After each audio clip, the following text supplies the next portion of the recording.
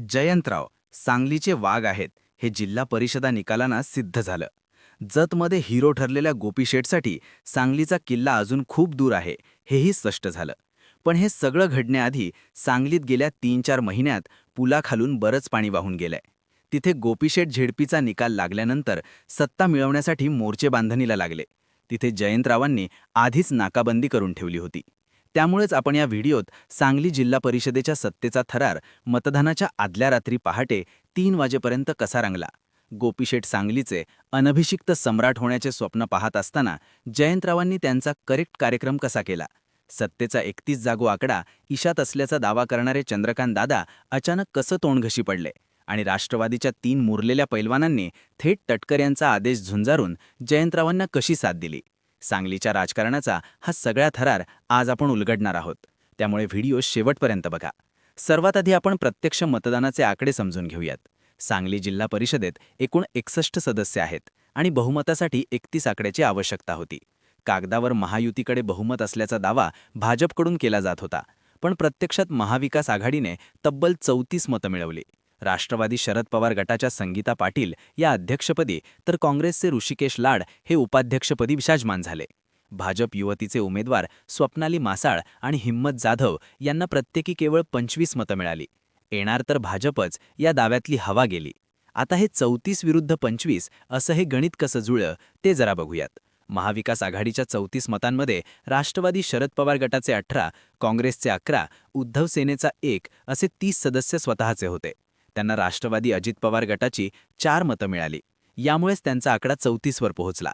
दुसरीकडे भाजपच्या 25 मतांमध्ये भाजपचे 16, शिंदे सेनेचे 5, रयत क्रांती पक्ष 1 आणि सारी स्वराज्य शक्तीचा 1 असे 23 सदस्य स्वतःचे होते आणि मित्रपक्षाचे होते. त्यांना राष्ट्रवादी अजित पवार गटाची केवळ 2 मतं मिळाली. त्यामुळे त्यांचा आकडा 25 वरच थांबला. शिंदे सेनेच्या 2 सदस्यांनी मतदानावरच बहिष्कार टाकला. हा निकाल वर दिसतो तितका सोपा नव्हता. मतदानाच्या आदल्या रात्री कराडमधील एका हॉटेलमध्ये प्रचंड मोठा हाय व्होल्टेज ड्रामा रंगला. महाविकास आघाडी सदस्य कराडमधील एका हॉटेलमध्ये थांबले होते. रात्री तिथे जयंत पाटील यांनी या सदस्यांशी संवाद साधला आणि त्या हॉटेलमधून बाहेर पडताच राष्ट्रवादी अजित पवार गटांच्या सदस्यांचे अपहरण करण्यात आल्याची तक्रार पोलिसात दाखल झाली.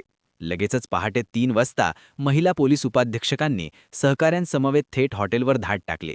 त्यावेळी तिथे असलेल्या 4 सदस्यांनी आपण स्वतःच्या मर्जीने आल्याचं पोलिसांना सांगितलं. पण या धांदलीचा आणि गोंधळाचा फायदा घेत संजय काका पाटील गटाचे शशिकांत जमदाडे आणि विनायक मासर हे 2 सदस्य हॉटेलमधून बाहेर पडण्यात यशस्वी झाले. दुसऱ्या दिवशी याच 2 सदस्यांनी भाजप उमेदवारांना मतदान केलं. पण पहाटे 3 वाजता घडलेल्या नाट्यामुळेच विजयाचं गणित फिक्स झालं.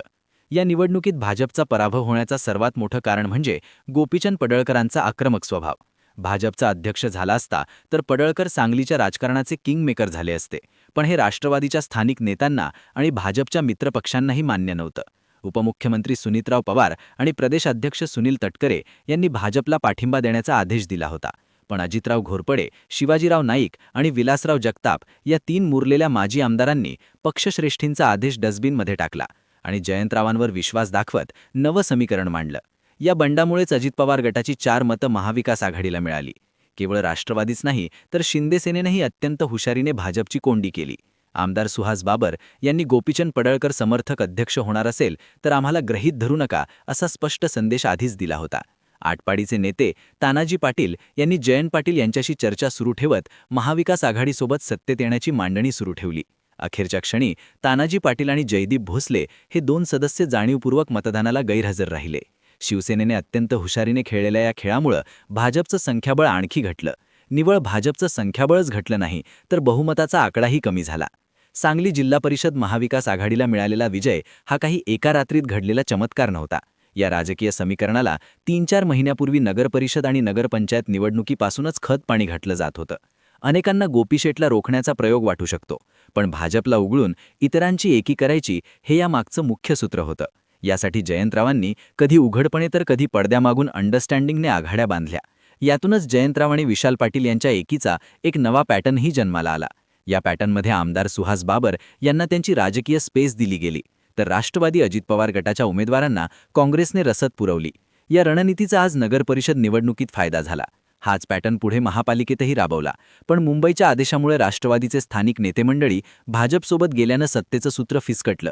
गणित जुळत नाही तिथे अजित पवार गटाच्या राष्ट्रवादीला भाजपसोबत जाण्याची मुभाही देण्यात आली होती. हेच गणित पुढे मिरज पंचायत समितीत तंतोतंत जुळलं आणि तोच पॅटर्न जयंतरावांनी जिल्हा परिषदेनं कायम राखला.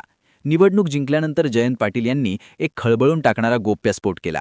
माजी खासदार संजय काका पाटील यांना आम्हीच भाजपच्या गोट्यात पाठवलं होतं, त्यामुळे आम्हाला त्यांच्या गोट्यातील हालचाली समजू शकल्या. त्यांनी आम्हाला राजकारणाचा नवा मार्ग दाखवला, असा टोला जयंतरावांनी मारला. संजय काकांनी एकाच वेळी महायुती आणि महाविकास आघाडी दोन्ही बाजूला चर्चा सुरू ठेवली होती. वेळी महायुतीची वाट धरली तरीही जयंत पाटलांनी आपले हुकूम एक्के सोबत ठेवत न बोलता डाव जिंकला आणि आपणच सांगलीच्या राजकारणातील धुरंधर असल्याचं पुन्हा एकदा सिद्ध केलं. थोडक्यात काय तर अति आत्मविश्वास आणि मित्रपक्षातील नाराजी यामुळे सांगली जिल्हा परिषदेत भाजपला पाय उतार व्हावं लागलं. गोपीचंद पडळकरांच्या आक्रमक राजकारणाला जयंतरावांनी शांतपणे अचूक खेळीने उत्तर दिलं. याचेच पडसाद आता आपल्याला राज्याच्या राजकारणातही बघावे मिळू शकतात. तुम्हाला काय वाटतं? जयंतरावांची ही खेळी तुम्हाला कशी वाटली? आणि गोपीचंद पडळकरांच्या या राजकीय पिछाडीला कोण जबाबदार आहे? तुमच्या प्रतिक्रिया कमेंट बॉक्समध्ये नक्की सांगा. हा व्हिडिओ आवडला असेल तर लाईक करा, जास्तीत जास्त शेअर करा आणि अशा सखोल विश्लेषणासाठी आपल्या चॅनल